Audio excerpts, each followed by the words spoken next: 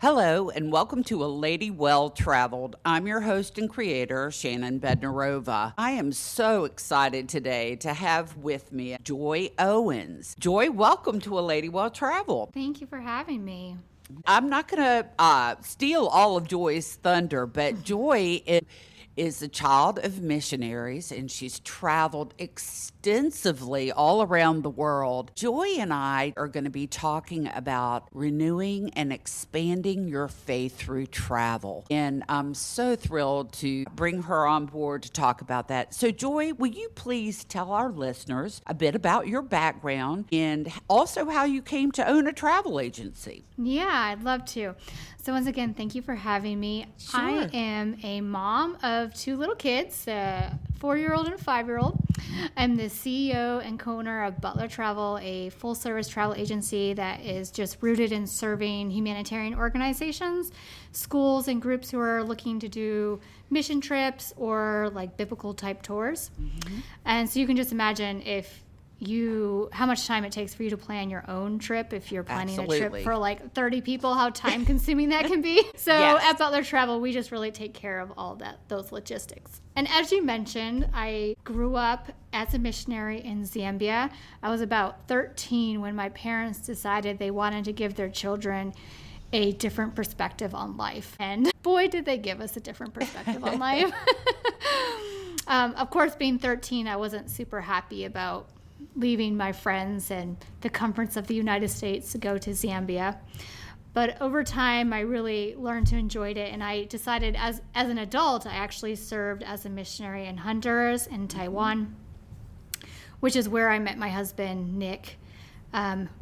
We moved from Taiwan to Alaska, which was definitely a culture shock. We were both teachers, and so working with kids students in Taiwan where they were like super motivated to going to Alaska where nobody was motivated. Even the students who were like going to the private school were not that motivated. So that was a big culture shock for us. I was working in the public school, working with these low income families. So there was still that mission element there. After being in the States and working as teachers, Nick in the private school and I was in public school, we just decided we wanted to do something else besides teaching. Right. Especially after COVID. Right. It was just hard to be a teacher. Of It still course is it hard was. to be a teacher. Yeah. Yeah. And so after watching some YouTube videos, I was like, hey, we should buy a business. And I told my dad, and my father was like, hey, well, Butler Travel agency. You guys love to travel. It's got a mission-driven focus. It's not just like a business for, whatever, a nail salon, it's got a real good, and we were like, oh yeah, that'd be great. We're interested, and God just worked out all the details, and we've been running Butler Travel for the last 2 years. And providentially, when we moved to Zambia, when I was 13, we used Butler Travel to get our tickets. So it was just like full circle. So it's wonderful that you can serve faith-based communities and provide those travel services for them. Yeah. I think that's just fantastic. You can use all of your experience and knowledge to do so. Well, Yeah. That's awesome. I know that the experience of being a missionary and being a child of missionaries has greatly shaped your life. Can you talk a little bit about that? Yeah. So first of all, like the big difference is when you serve overseas and you live in a community where people are content with hardly anything, you realize how materialistic we are in the United States. So materialistic. And then like even now, now that we've been living here for 10 years, it's gotten back into us. But when you're overseas and you just see how little you can live with and how little other people live with and how happy they are, yes, that really is a perspective. And the other thing is in the United States, evil is clothed in in like movies. It's like yes. It's just like it makes it seem it's like not real. But when we lived in Zambia, you could see when the devil was at work. Right. We had, I saw as a kid, like watching someone when they were baptized, like they went into a convulsion that the pastors had to pray over them and the devil left out of them. But then like seeing that in real life is like, okay, it's not just in the Bible, right. It's not just in the movies. You actually see that. And then also, like, we have some friends who they were going to this island called Crocodile Island. It's just steeped in spiritualism and all the ways that the devil tried to like kill them on the way to do work in this island. It's just crazy, accidents and whatever. But through the whole entire thing, God protected them. Oh. So it's just, you see evil, but you also see how God is working really strongly. Absolutely. Those are, wow, incredible stories. And I agree with you. In the United States, because Lucifer was the son of beauty and the son of the morning. And in the United States, things that are evil and demonic are often wrapped up in beautiful packages, and they're alluring and they're made to entice us. But you're right. In a lot of third world countries, it's not that way, and you see it for what it really is. I know as believers in Christ, many of us have traveled to the Holy Land or areas where the Apostle Paul and other disciples have preached. But in today's episode, we want to really delve into how travel can bring you closer to God and deepen your relationship with Christ and renew your faith. And of course, it doesn't require travel to the Holy Land. We know throughout history, believers have made pilgrimages to holy sites where miracles happened or some kind of mystical event took place, like the Hajj to Mecca for Islam, or Lourdes for Catholics, or to the Jordan River for Christians. What do you think about those kinds of trips, and have you ever coordinated those trips? So I've never coordinated a pilgrimage. Okay. But we have worked with organizing trips to the Holy Land or to Turkey, like the 7 churches, as well as in Egypt, which is not as popular, but Egypt has a lot of biblical history. Oh, yes. And so looking at those places, I really think that when you are in those biblical sites, it really strengthens your faith because you see where Jesus walked. You see where Paul spoke, and you see the inscriptions that are like on the floor of an old temple that talks about a miracle, or an inscription that talks about Paul, or something like that. And when you see those things and you're like, okay, this just brought the Bible more to life. Absolutely. This just provides more evidence for solidifying my faith. Right. And I think that's a lot about what pilgrimages are, or when you go to these biblical sites, is really about solidifying your faith, like giving you more evidence for your faith. Just knowing that, like, seeing, believing. And like how great it is, like, to be on the Mount of Olives and then to like read the Sermon on the Mount, or something like that. Yes, exactly. I know that I'm a big fan of the show The Chosen, for example, and I've actually been, I was blessed to be in 2 episodes of that as an extra. Oh, really? And, how cool. Yeah. And I was actually in the feeding of the 5,000, and that was season 3, the last episode of the season. And then I also was blessed to go and be there this past May for season 6 that hasn't premiered yet. And that was in the Holy Week. I know that when I went to Israel and Turkey and Greece, and being able to walk where Jesus walked and pray in the Garden of Gethsemane, and just all of those things that really, you felt the sacredness of the places, and you felt the intensity, and you were like, I feel Christ being here. When you stand on the Acropolis where Paul preached, those things really, really come home. It's incredible. I love how you mentioned that you had been to Honduras, because I went there. That's really the only mission trip I've ever been to. And I worked with a dentist and translated Spanish. We pulled teeth. That's really what we did, because nobody had a toothbrush. Nobody knew what a toothbrush was. I was only there for a little over 2 weeks, again, to speak to how blessed we are as Americans and how poor they were, the Hondurans. They had nothing, and I left everything that I took there with me.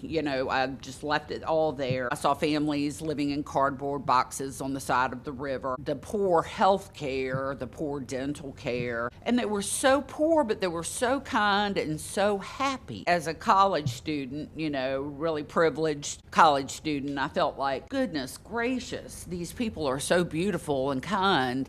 And as Americans, we're so unhappy. We have a hole in the middle of our hearts that we're trying to fill with stuff.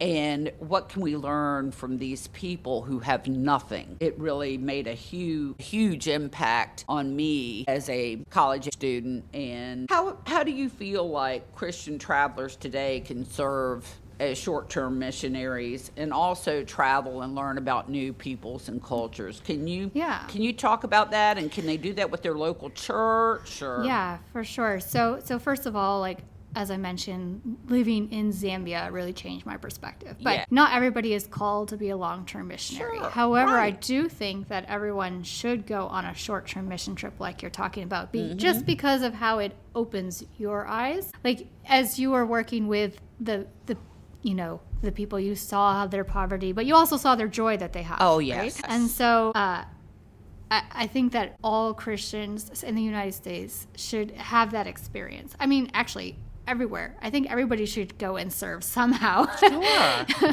Whether it's even overseas, but if you're not serving the poor people in your community, then then I feel like you need to read the Bible again. So definitely, if your church has someone who leads missions, be like, I want to try this, because short-term missions really are a great way to build your faith. If you don't have someone, then I suggest that you should try to organize a trip. There are a lot of sending organizations that love to partner with churches that can help you with finding a community that needs help. So again, like, short-term missions are a really great way to build your faith if they're done right. A trip needs to be organized and with the community in mind, because you don't want to have a negative impact on the community. Sure, right. And here are just like a couple of tips. Okay. If you're planning an organization or you're like looking at going on a trip, so want to make sure that you're working with a local mission organization, that there's someone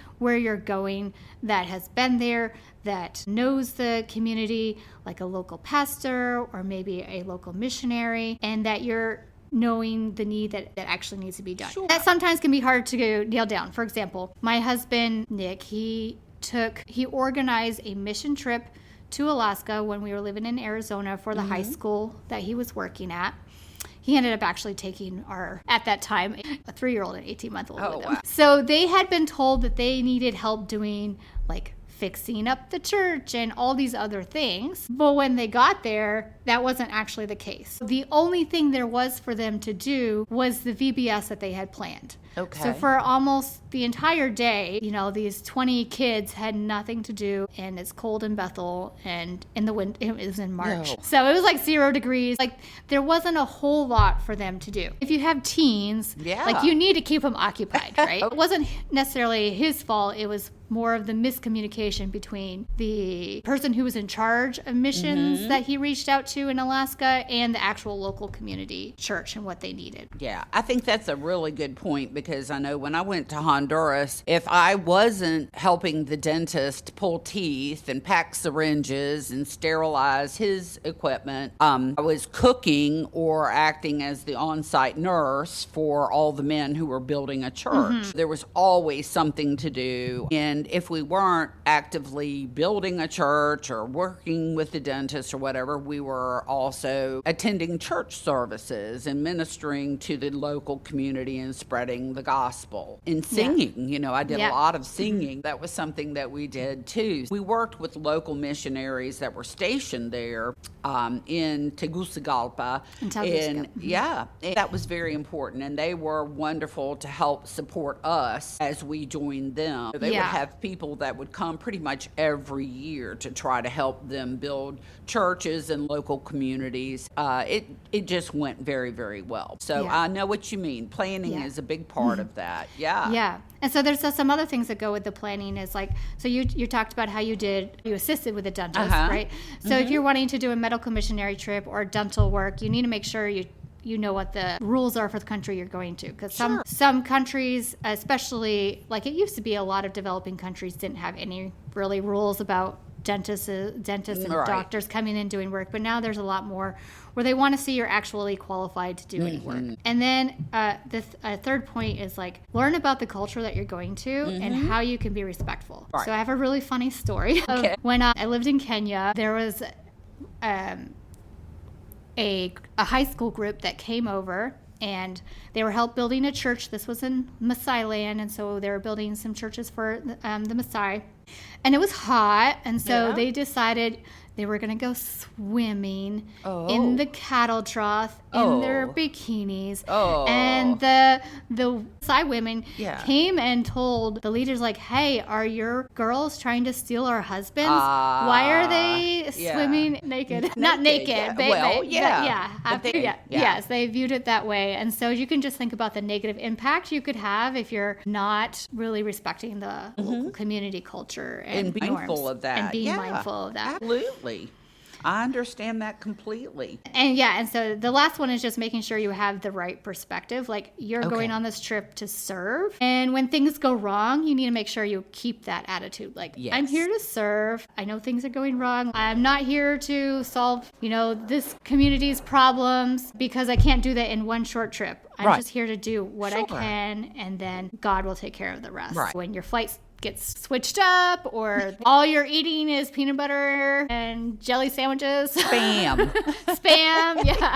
You got to keep that in mind. Not a lot of beans and rice. Spam. It was really funny because they were trying to give the men something to eat, and we did have some skinny chickens. And but what was really funny was we had this community we were living in, and they had a pig, and of course I named him Arnold after the pig in Green Acres. And La Chancha, the pig, and we gave him all of our scraps. And so towards the end of the 2 weeks, Arnold had gained a lot of weight, and then all of a sudden Arnold disappeared. Oh, we were like, where did Arnold go? But anyway, but yeah, I think that's very, very important, and you have to be so mindful of the community that you're serving and their cultural norms. And be careful not to do more harm than good. Don't offend them. Go in there and you're trying to spread the love of Christ and your faith and how your faith has changed you. So you certainly don't want to go in there and set a bad precedent by offending them first off. First thing. Those are great tips. I think that's definitely something to think about. So when churches sponsor these trips abroad that I've taken advantage of, like to Israel or to Turkey and Greece, to follow in the footsteps of Christ or Paul or other disciples. Also, my church is talking about doing something like to the British Isles to cover the great ministers of the faith, like Spurgeon and Wesley, or a trip to Germany to cover the Reformation and Martin Luther. They're very intensive trips. They tend to be packed with history and actually very hard. They're every day, 7A to 7P.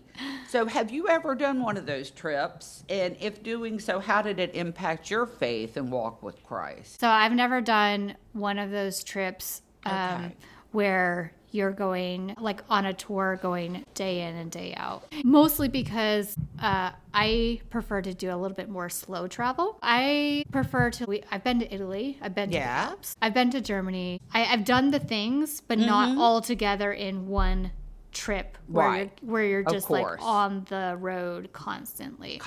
So I prefer to go to a location, a country, and maybe just do some things that are related to the Reformation or related to this biblical scholars, but not doing it all in one fell swoop. Yes. Now that's just because of how I prefer to travel. I know there are people who want to see everything, and that's why they enjoy these tours where they get to see everything. And then you usually are going with someone who has a lot of knowledge, and they are able to tell you things that you wouldn't think of or you wouldn't know had you just gone on your own. Absolutely. And we have a partner that we work with. He's a musician.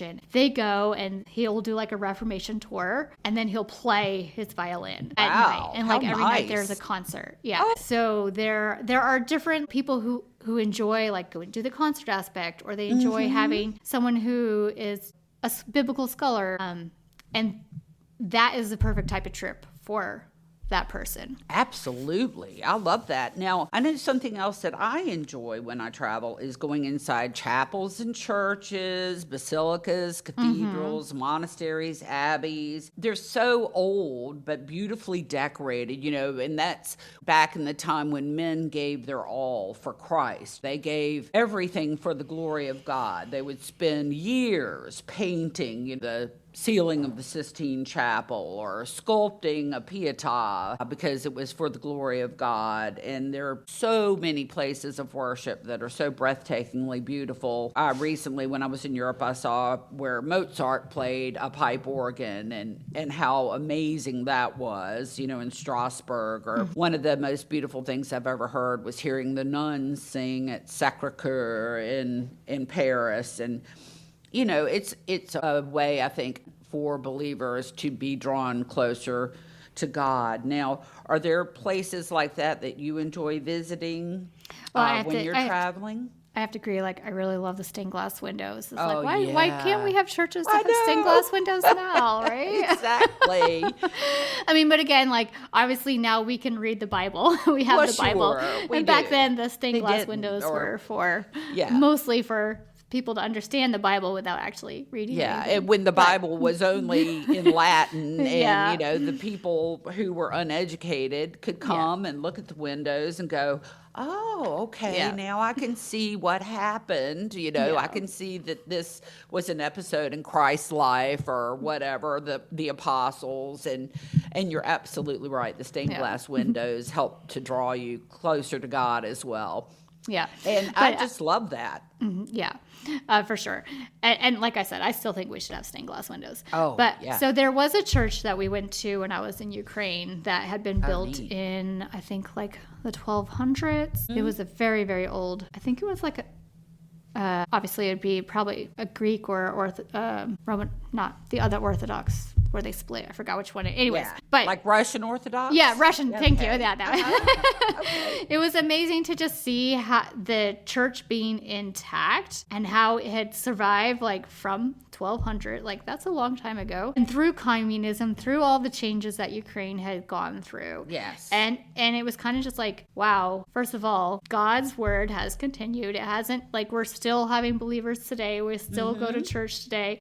It's a testament to how you can't really kill God's message. You can't really kill the church because even in difficult times, even in communism when going to church was outlawed, still these churches survived. During World War I and World War II, these churches were protected and still survived. And I think that's also part of when you do the Reformation tour, if you go see where the Waldenses are, you just really see the lineage of faith that believers come from and how time hasn't changed that. Right. And the illuminated manuscripts, for example, when parchment was the only thing they could write upon, when they lost papyrus after the Egyptian empires fell, the monks had to take their time and write on parchment to save the scriptures. That makes me think. So, have you been to the Museum of the Bible? Yes, Museum of the Bible. Amazing. So it's so amazing to see those really old manuscripts. You don't even have to leave the country. Exactly. You just go to the Museum of the Bible and really just see how God's word has been protected. Absolutely. And that's in Washington, D.C. for anybody who is interested in visiting. It's really, really worth the trip. It Absolutely. Really is. How do you think that traveling offers us an opportunity to share our faith with others, Joy? Well, so first of all, when you travel, things go wrong, right? Exactly. So your flight gets delayed, you might miss a bus or a train, and I think first foremost, our reaction to those issues can be a real testament to our relationship with God, right? How are we treating the flight attendants with respect? Are we treating are we getting really frustrated? Or are we being calm and respectful? So that can be one way that we can share. But then also, of course, if you're on a mission trip and you're doing work that building a church or something like that, the local people see and they're surprised. They're what are these Americans doing? And they always want to ask questions and want to learn more. And then they're oh, wow, that's really great that these people are wanting to serve, right? Yeah. So that can be another way. But then also, I think just looking for opportunities for conversation, for sharing. Yeah. It could just be like little things, and you never know what seeds that you might be planting that I can was later come. amazed, when I was just recently in Europe, that just saying grace at the table before a meal, how many people would come up to our table and comment on that? Oh, that is so wonderful. I just never see anybody do that anymore. I was just like, really, man, that's incredible, because it just seems to me that there are so many unchurched people in Europe now. They've Yeah, kind of they lost are. their faith, and they've lost touch with Christ, and they've lost touch with giving thanks and gratitude. I also am a firm believer in striking up conversations, as you mentioned. I was on a long train ride and sharing Christ with people. Obviously, if the opportunity arises and you can ask others if they believe or not, you never try to push it, but if Yeah. the door is open, whenever possible, being able to share your faith. So how do you plan time for worship when you're traveling? That's a good question. So usually we just want to make sure that either we can go visit a local church, or find a hike in nature where we Yeah. can communion. So that's usually our go-to, is like maybe a beautiful secluded beach. Sure. As we have our worship. Nature can be a beautiful Oh, way absolutely. That is so true. to worship, as well as like going to a local church and worshiping in a language where you don't understand anything, but the people are super excited to have you. Absolutely. And I know that when I was in Europe, I'm not a Catholic, for example, but we went to quite a few Catholic services in some cathedrals that were beautiful, and didn't understand some of the languages in which they were presented, but the services were beautiful, and we worshiped, and it was a very holy place. And when we were in England and Scotland, we were, of course, able to attend services in English, so that was wonderful as well. As you mentioned, you can also worship and admire God's beauty and in front of a waterfall, or in front of a mountain range, or wherever you are. That can be so delightful. You can really be taken in by the beauty that God has created around us. Yeah, there's just something so majestic about being in mountains. Oh, yeah, absolutely. So do you have any advice as a travel agent that you want to share with our listeners who are interested in booking travel to expand their walk with Christ, or to renew a faith that may be lagging a little bit? Yeah, my advice is to just do it. Okay, I love that. Step out of your comfort zone. Let there be a space for God to show up and reignite your spiritual life. If you're going to do a mission trip, you would be surprised about how God can show up. For example, when I was in college, I decided to plan a mission trip for my friends. It came out that we needed more money than I thought we would need, and it was about $3,000. So we were like, prayed about it. I put it on Facebook like, hey, we're going on this mission trip. I didn't say how much money we needed, but I was just like, we're fundraising. And somebody sent me a check for $3,000, like the exact amount we needed. Oh, And wow. and I was like, oh, wow, For that's sure. a good thing. And then another story is one of the school that my husband worked at in Alaska. They actually used Butler Travel to plan their mission trip to Peru during COVID. And they landed in Peru and then found out Peru was shutting down their government and everybody was trying to get out of the country. And Butler Travel managed for them to get across the border into Bolivia and get on like the last flights out before Bolivia also closed their airspace. And it was like, okay, this was also a God thing of like organizing it so they were able to get out immediately and get on the last flights. When you step out in faith and go on a mission trip, there is space for God to show up, and that is one way to reignite your life, your spiritual life. Absolutely. If you're going to go on a biblical tour, just expect to be wowed about like what this Bible is true. I don't need a doubt. That's right. I can just believe, because I have the concrete evidence that God is real. The things that are in this Bible are real. I love that. That's true. Yeah. Well, this has been so delightful, and I really appreciate you coming and adding such depth and richness to our discussion. Do you have anything else that you'd like to add before we close, Joy? Yeah, so I just want to share with our listeners, like if you want to go on a trip and you're like, I want to save time and have someone else plan it. I want to go on a biblical tour. You can go to butlertravel.com and click on book a trip and put in where you want to go, or maybe you just want advice on where to go, and we can send you a free quote. And if you do want to book through us, I do have a discount of you can use Well Traveled 10 for 10% off of any of our service fees. Oh, that's awesome. Thank you. And then, of course, if you're wanting to organize a trip for your church, or whether it be a mission trip or a biblical tour, and you don't know where to start, send me an email, joy@butlertravel.com. I would love to chat with you and give you some guidance, some advice, and set you down the road. It's great to go on a trip. It's even more amazing to see how God will lead as a leader.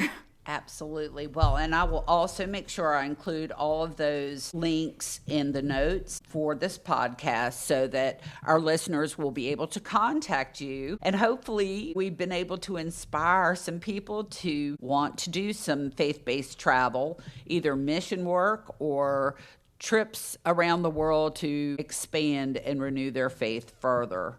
So thank you so much to Joy Owens for her wonderful insights, her expertise. Make sure that you check out her website and anything that she's done as far as podcasts. And we really, really appreciate your time, Joy. Thank you so much. Thank you for having me. It's been wonderful. As always, I'd love your feedback on this or any other episode, and you can reach me at shannon@aladywelltraveled.com. That's shannon@aladywelltraveled.com with 2 L's in traveled. If you like the show, I'd appreciate a positive review from you, and please tell your friends and family to tune in on their favorite streaming platform. Please follow me on Instagram @aladywelltraveled, again with 2 L's, for photos of my recent trips and some video interviews that I've done. So until next time, remember that God loves you and He created this extraordinary world just for you. You simply have to get out there and see it for yourself. Bye-bye.